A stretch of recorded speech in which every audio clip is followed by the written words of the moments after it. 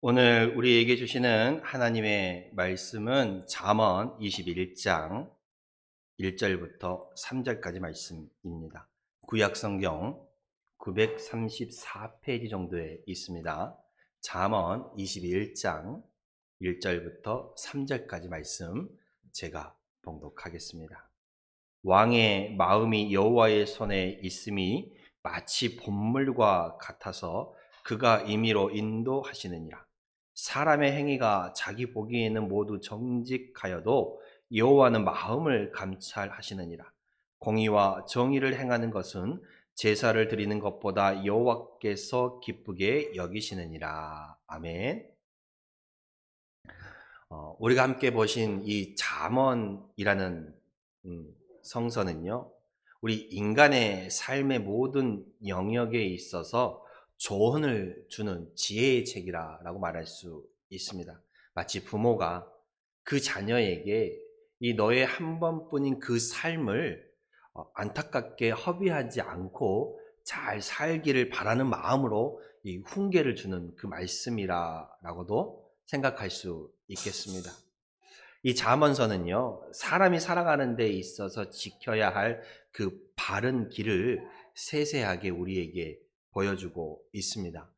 여러 가지 세상의 유혹, 음녀의 유혹, 또는 게으름, 또는 말 실수, 교만, 부정직함 등 이러한 것들에 대한 경고를 함으로써 우리 개인이 가지고 살아가야 할 이 도덕성과 하나님 앞에 지키고 살아가야 할 영성에 대해서 또 그 길을 우리에게 제시해주고 있습니다. 뿐만 아니라 이 왕의 책무 또는 보증, 또 재판에 대한 공정함, 공의와 정의 등을 말함으로써 우리 공동체 안에서도 평안이 있어야 하는 그 평안에 관심을 주는 책이라고도 말할 수 있습니다.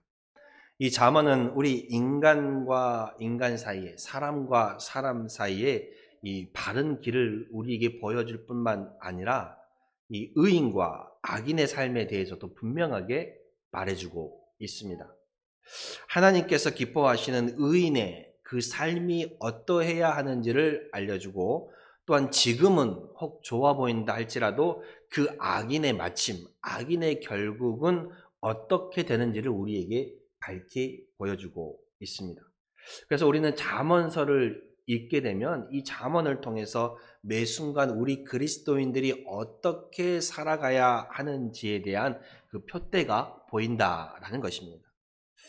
이 잠언은 총 크게 5가지 단락으로 이루어져 있는데, 그 중에 잠언 10장과 22장, 그 22장은 두 번째 단락으로 지혜로운 의인의 삶과 또 어리석은 악인의 삶을 서로 이렇게 대조, 비교하면서 우리에게 말씀해 주고 있습니다. 특별히 오늘 우리가 함께 본 이 본문은 여호와 하나님의 절대 주권과 또 공의를 강조하는 이 말씀을 통해서 하나님께 대한 바른 태도를, 하나님께 대한 우리가 어떤 태도를 유지해야 하는 것과 또 의와 공의를 행하는 것이 지혜임을 우리에게 말씀해 주고 있습니다. 특별히 오늘 2절에서 이렇게 말하고 있습니다. 여호와는 마음을 감찰하시는 분이라고 말하고 있어요. 마음을 감찰하시는 분. 이것은 우리 그리스도인의 삶의 그 모습이 단순히 이 행동적인, 행위적인 그 모습뿐만 아니라 마음에서부터 비롯되어야 한다는 걸 말하고 있어요. 하나님께서는 우리의 마음을 감찰하시는 분이라는 것을 통해 외적으로 보여지는 그 모습뿐만 아니라 우리의 이 마음으로부터 이루어지는 행위가 되어야 함을 말해주고 있습니다.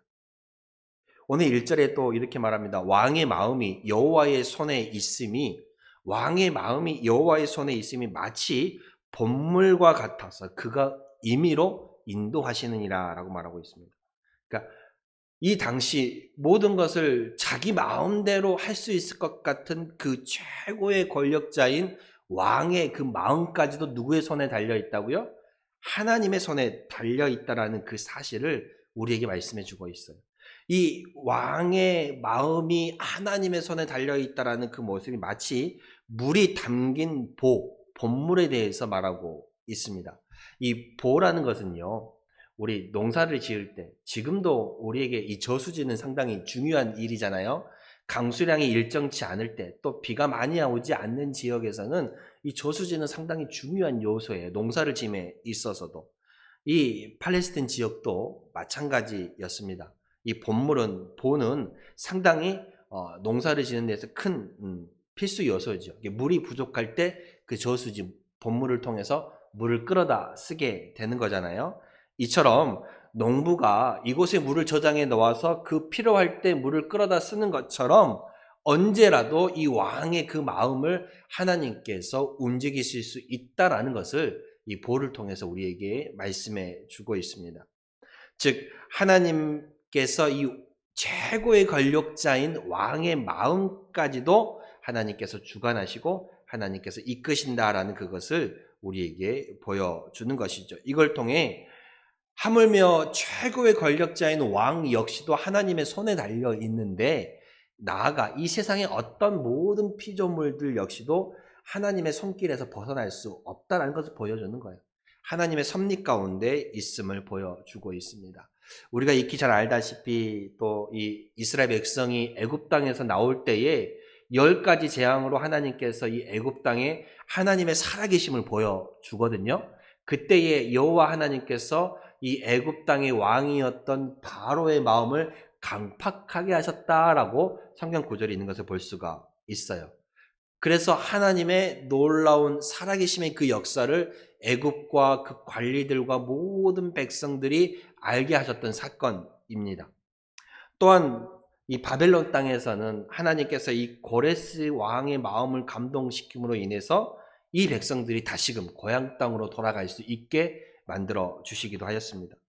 이처럼 하나님은 하나님의 뜻 가운데에 하나님께서 원하시는 대로 이 왕의 마음까지도 움직일 수 있는 분이라는 것을 우리에게 보여주는 거예요. 그러니까 어찌 보면 우리는 이 땅을 살아가는 하나님의 배우라고 말할 수 있어요. 하나님께서 이끄시는 대로 살아가는 것이지요. 이처럼 하나님은 때때로 이 사람들의 마음을 감동시키셔서 때때로 하나님께서 사람의 마음을 움직이셔서 하나님의 뜻대로 그 하나님의 일들이 이루어 가도록 인도해 주신다는 사실입니다. 그러므로 우리는 하나님께 맡기고 하나님께 우리의 모든 필요를 구하면 하나님의 합당한 그 때가 되면 하나님께서는 우리를 도우시기 위해 사람의 마음, 권력자의 마음조차도 움직이신다는 것을 보여주십니다. 사람은요, 그 사람의 중심을 볼 수가 없잖아요. 근데 하나님은 그 중심을 보신다라고 말씀을 하고 있습니다. 사람은 아무리 우리가 같이 오래 있어도 그 마음 깊숙한 곳까지 알기가 쉽지 않잖아요. 그렇죠? 그래서 어찌 보면 우리가 누군가 긴 시간을 보내면서 그 사람에 대해서 안다라고 말할 때는 그 겉으로 보여지는 그 사람이 나에게 보여지는 어떤 행동에 대해를 통해서 그 사람을 판단하는 경우가 많이 있습니다. 때때로 살아가다 보면 사람에게 실망도 하잖아요. 우리 사람들에게 실망할 때 보통 어떤 말을 해요? 아, 내가 저 사람 저렇게 안 봤는데 라고 말을 하잖아요. 이건 왜 그래요? 우리가 사람이 보는 것은 어찌 보면 이 겉에 보이는 그 모습만 볼 때가 많이 있다라는 거예요. 이렇게 겉으로 드러나는 그 행동이 옳아 보이고 발라 보이고 정의로 보이는 것 같아도 그 안에 있는 마음은 다를 수 있다라는 것입니다. 그런데 하나님께서는 우리의 마음을 감찰하시는 분, 우리의 마음까지도 보시는 하나님입니다. 우리의 눈에는요, 어떤 큰 죄와 작은 죄가 다르게 보이지만 하나님 앞에서는요, 큰 죄나 작은 죄나 모두 다 똑같이 보일 뿐이에요. 우리가 길거리에 지나가는 개미가 막 떼를 지어 지나가는 거 보면 조금 큰 개미도 있고 좀 작은 개미도 있잖아요. 근데 우리가 보기에는 그 개미나 그 개미나 크고 작아 보여도 거기서 거기에요. 그렇죠? 그러니까 하나님 앞에서는 우리 역시도 저 사람은 엄청 큰 죄인이고 나는 좀 작은 죄인이다. 아니죠. 하나님 보기에는 그 사람이나 나나 거기서 거기라라는 것입니다. 그러니까 우리 역시도 하나님 앞에 죄인이라는 거예요. 그래서 사도 바울은 뭐라고 고백했어요? 내가 죄인 중에 괴수, 내가 죄인 중에 우두머리다라고 고백할 정도로 하나님 앞에 자기를 낮추는 그 모습을 볼 수가 있습니다. 우리는 사람의 겉모습을 보고 판단하지만 하나님께서는 우리의 겉모습뿐만 아니라 마음속에 숨겨진 그 모습까지도 감찰하고 보고 계신다는 것을 깨달아야 해요. 그래서 오늘 2절에 그러잖아요. 사람의 행위가 자기 보기에는 모두 정직하여도 여호와는 마음을 감찰하신다라고 말하고 있습니다. 하나님은 우리의 가장 마음 깊숙한 곳까지 들여다보시는 분이라는 사실입니다. 그래서 내가 판단하기에 나는 깨끗하고 나는 정직하고 나는 바르게 보여도 나의 이 마음 깊숙한 곳까지 살피시는 그 하나님 앞에 서면 의로울 사람이 하나도 없다라는 거예요. 내가 아무리 깨끗해 보여도 나의 이 마음 깊숙한 곳까지 바라보시는 하나님 앞에 서면 나 역시도 죄인이라는 것입니다. 주님께서 공생애를 시작하시면서 외치시는 첫 번째 메시지가 뭐였어요? 회개하라, 천국이 가까이 왔느니라 라는 말씀이죠. 우리도 복음을 전할 때면 어떤 말씀을 전해요? 회개하십시오. 회개하고 주 예수 그리스도를 믿음으로 구원의 문에 들어가야 한다라고 말하잖아요. 우리가 회개함으로 예수를 믿고 구원받아야 한다라고 말하고 있습니다. 때때로 사람들은 우리 인생들이 모두 다 죄 가운데 있다라고 말을 하면 어떤 사람들은 그래요. 나는 법 없이도 살 사람인데 왜 나를 죄인 취급하느냐라고 말하기도 합니다. 그러니까 나는 잘못한 것도 없이 살았고 내가 남에게 피해 끼친 것도 없고 내가 남에게 실수한 것도 없고 나는 나름대로 정직하게 법 없이도 살아갈 사람인데 왜 나를 죄인이라고 말하면 나를 회개하라라고 얘기를 하느냐.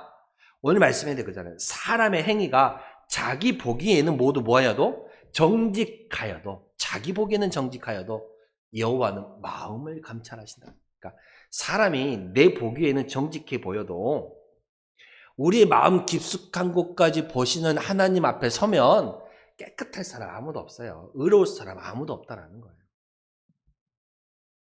왜 사람은 나는 법 없이도 살 사람이라고 말하는 걸까? 왜 그래요?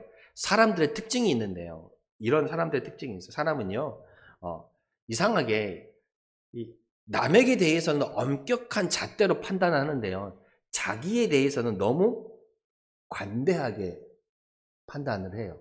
그러니까 어떤 동일한 일이라도 나한테는 좀 관대하게 지나가면서 남한테는 엄격하게 말하는 거예요. 이거를 쉽게 말하면 내가 하면 노맨스고 남이 하면 불륜이라고 말하는 거예요. 같은 일도 내가 하면 뭐 그럴 수도 있지라고 말하면서 남이 하면 그러면 안 되지라고 말하는 거예요. 똑같은 상황인데. 그렇죠. 이걸 자기 합리화라고 합니다. 내가 어떤 실수를 하거나 내가 잘못을 하면 내가 그럴 수밖에 없었던 그 이유를 들면서 나를 자기 합리화를 하는 거예요. 나는 어쩔 수 없었다라고. 근데 남이 그런 행동을 하면 막 손가락질하고 지적질하는 거예요. 사람이 그래서는 안 된다라는 거예요. 그러니까 사람이 또 어떤 실수를 많이 하냐면요. 어떤 잘못에 대해 평가를 할 때요. 객관적인 어떤 표준이 아니라 자기 기준에 따라 평가한다는 거예요. 우물안 개구리라는 말을 하잖아요. 네. 우물안 개구리라는 말하는 것처럼 어떤 바깥 세상의 큰 틀에서 기준이 아니라 내가 바라보고 있는 우물 안에서의 그 기준으로 판단하고 평가한다라는 것입니다. 그렇기 때문에 나는 정직하다 말하고 나는 법 없이도 산다라고 말하지만 우리의 마음까지도 보시는 하나님 앞에 서면 의로울 자가 아무도 없다라는 것을 깨닫고 그래서 내가 하나님을 만나면 주여 나는 죄인입니다 라고 고백할 수밖에 없는 거예요. 왜요? 하나님은 우리 마음 깊숙한 곳까지 보시기 때문에 그래요. 말씀에도 그러잖아요. 사람의 행위가 자기 보기에는 모두 정직하여도 그러니까 내가 보기엔 나는 법 없이도 살 사람인데 하나님이 보시기에는 우리의 깊숙한 곳까지 보시기 때문에 하나님 앞에 서면 우리 모두가 죄인이고 하나님 앞에서는 내가 죄인이라고 고백할 수밖에 없는 거예요. 그래서 하나님을 만난 자는 주여 나는 죄인입니다 라고 그래요. 베드로도 주님 앞에 주님을 처음 만났을 때 주여 나는 죄인입니다. 나를 떠나소서라고 말하잖아요. 주님 앞에 서면 우리의 마음 깊숙한 곳까지 보시는 그 주님 앞에 서면 이 사람이나 저 사람이나 모두 똑같이 죄인이라는 거예요. 그러므로 우리는요. 나를 스스로 의롭게 생각하는 그 어리석음을 버려야 합니다. 하나님 보시기에는 너나 나나 도토리 키재기인데 나는 저 사람보다 깨끗하고 나는 저 사람보다 의롭다라고 생각하면서 막 자기를 드러내고 그거는 하나님 앞에 보면 너나 똑같다라고 얘기하시는 거예요. 그렇기 때문에 내가 세운 이 작은 내 판단과 기준에 따라서 나의 의로움을 드러내지 마시고요. 스스로 의롭다 여기는 그 어리석음을 범해서는 안 될 것입니다. 우리 주님께서도 말씀하신 적이 있어요. 너희가 잔치나 어떤 곳에 초청을 받았을 때에 상석에 앉지 말고 말석에 앉으라고 말했어요. 왜요? 우리가 초청을 받았을 때 상석에 앉아 있다가 나보다 더 지위가 높은 사람이 있고 나보다 더 그 잔치에 초대한 사람과 가까운 사람이 있으면 그 사람이 더 상석으로 와서 나보고 자리를 비켜달라 그러잖아. 그러면 내가 위에 앉아 있다가 밑으로 내려가면 얼마나 좀 민망해요. 그렇죠? 민망하단 말이에요. 근데 내가 어떤 잔치에 갔을 때 말석에 앉아 있는데 주인이 와갖고 왜 거기 앉아 계시냐고 이쪽으로 오라 그래서 상석에 앉혀주면 내가 높이지 않아도 자연히 높아지는 거죠. 그러니까 예수님께서도 어떤 잔치나 어떤 것에 초대받았을 때 너를 드러내려고 상석에 앉지 말고 말석에 앉아라 라고 말씀을 하시는 거예요. 즉 나를 의롭다라고 드러내는 그 어리석음을 범하지 않는 여러분이 되었으면 좋겠습니다. 왜요? 하나님 앞에서는 너나 나나 똑같은 죄인이기 때문에 그래요. 또 오늘 말씀에 이렇게 말합니다. 3절에 이렇게 말하죠. 공의와 정의를 행하는 것은 제사를 드리는 것보다 여호와께서 기쁘시게 여기느니라. 제사. 구약 성경에서 제사라고 말하는 것은 우리 신약 시대에 넘어오면 예배라고 표현하면 맞을 것 같아요. 그러니까 구약에서는 제사, 신약에서는 예배라고 표현하는 것이죠. 그러니까 하나님께서는 공의와 정의를 행하는 것이 오히려 예배 드리는 것보다 더 기쁘게 여기신다라는 말씀이에요. 이 말씀은 무슨 말이냐면 그러면 예배를 드리지 말라는 말씀입니까? 아니지요. 하나님께서는 겉으로만 보여지는 그 예배를 기뻐하지 않으신다라는 거예요. 그러니까 우리의 매일의 삶 속에서 하나님의 그 공의로우심과 정의로우심이 나타나야지 단순히 예배 한번 드렸다고 그래서 내가 뭐 깨끗해지고 내가 공의로워지고 내가 정의로워지는 게 아니라는 말씀입니다. 이 공의라는 게 뭘까 그러면? 이 공의라는 것은요 히브리어로 뮤시파트라고 해요. 즉 이게 무슨 말이냐면 재판할 때 쓰여지는 단어이거든요. 즉 재판장이 모든 사람을 공정하게 판결하는 것, 그것이 바로 공의예요. 네. 그러니까 죄를 지었으면 누구나 그 죄에 대한 벌을 받는 거예요. 우리가 뉴스를 보다가 화가 나는 이유가 뭐예요? 돈 많은 사람들은 권력자들은 막 몇 천억씩 몇백억씩 해먹어도 금방 풀려나고 죄 없다 무죄 판결을 받고 그 모습을 보고 사람들이 붕괴하는 거잖아요. 왜요?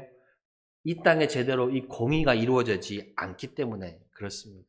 세상 일도 그러한데 하물며 우리의 겉모습뿐만 아니라 우리의 마음속 깊은 곳까지 감찰하시는 보시는 하나님 앞에서 우리 그리스도인들이 이 공의를 행하는 것, 즉 모든 일에 대한 반듯한 일에 대한 결과를 가져가는 것, 그 공의를 행하는 것이 그 공의를 행함이 있어서 애쓰는 것이 당연한 일이라는 거예요.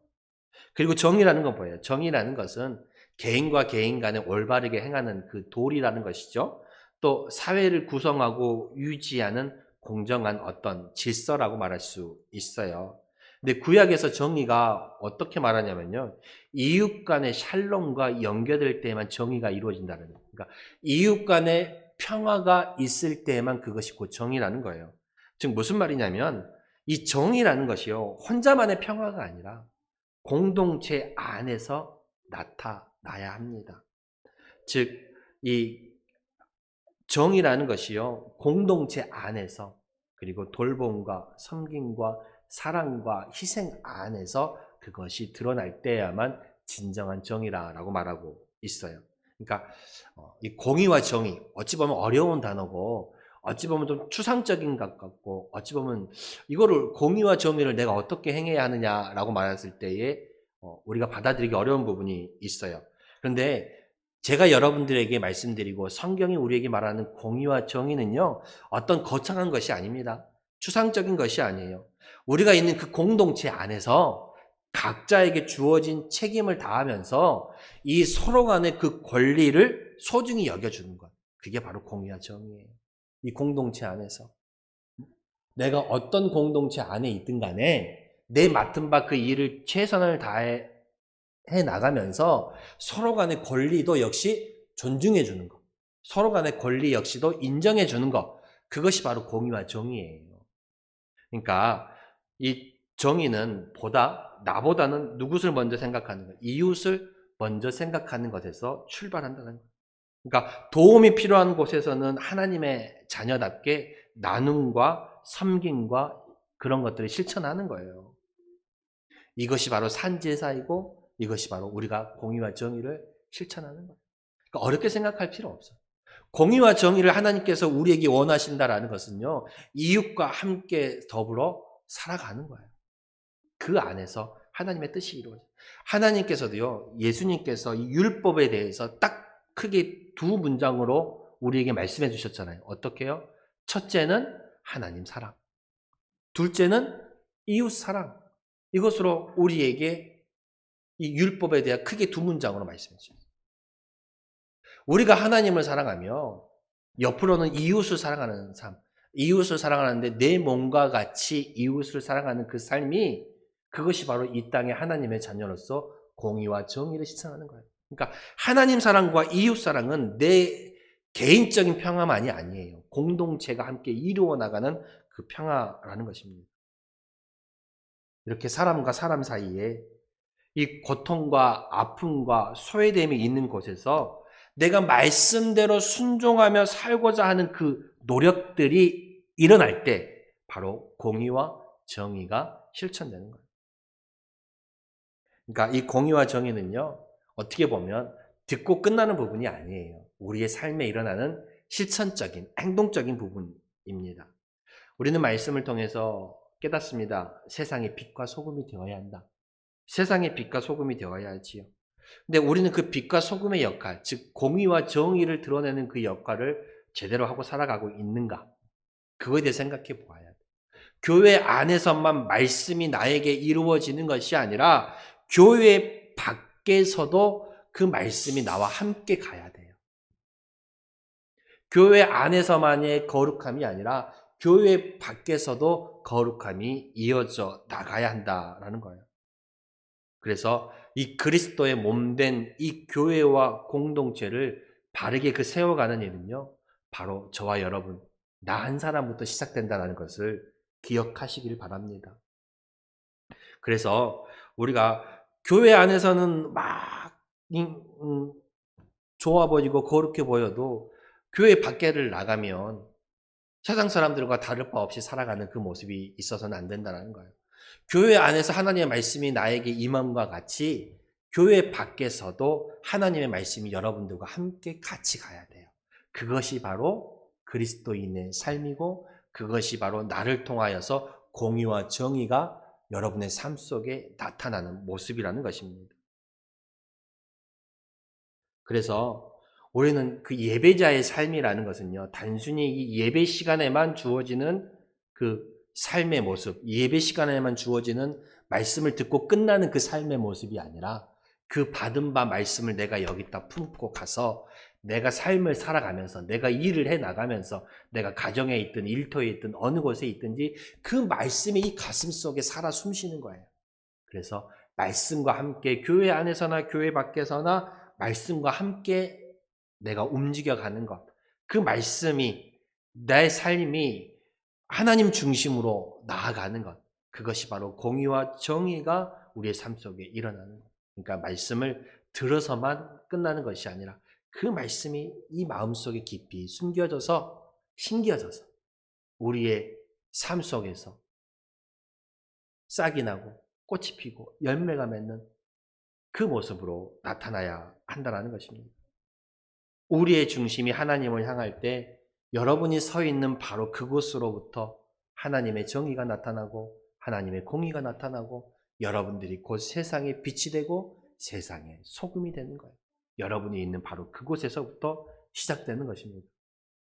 나를 위해 주님께서 십자가를 지셨던 것을 기억하면서 나도 그 고난의 십자가를 지겠다라는 그 마음으로 세상을 살아가면서 먹고 살기도 힘들고 어렵지만 그래도 하나님의 자녀의 마땅한 사명이요. 하나님의 자녀의 마땅히 해야 할 이름을 기억하면서 우리가 어느 곳에 있든지 말씀을 잊지 않고 하나님의 그 공의와 정의를 우리가 가지고 살아가는 것. 그러면 그 하나님의 공의와 정의가 무엇이냐? 아까 말씀드렸다시피 어려운 사람이 있는 곳에 내가 먼저 손 내밀 줄 알고 아픔이 있는 곳에 내가 먼저 함께 할 줄 알고 세상의 어그러짐에 함께 동참하지 않고 하나님의 뜻을 내 가슴 속에 바로 세우며 하나님의 뜻대로 살아가는 것, 그것이 바로 공의와 정의임을 깨달으시는 성도님들이 되시길 바랍니다. 그래서 오늘 드려지는 우리의 이 예배가 이 교회라는 울타리를 넘어서 여러분의 그 삶의 자리에까지 이어지시기를 바랍니다. 그렇게 될 때 비로소 나 역시도 하나님을 만나고 나를 통해서 나와 함께하는 사람들이 하나님의 살아계심을 맛보게 될 줄로 믿습니다. 기도하겠습니다.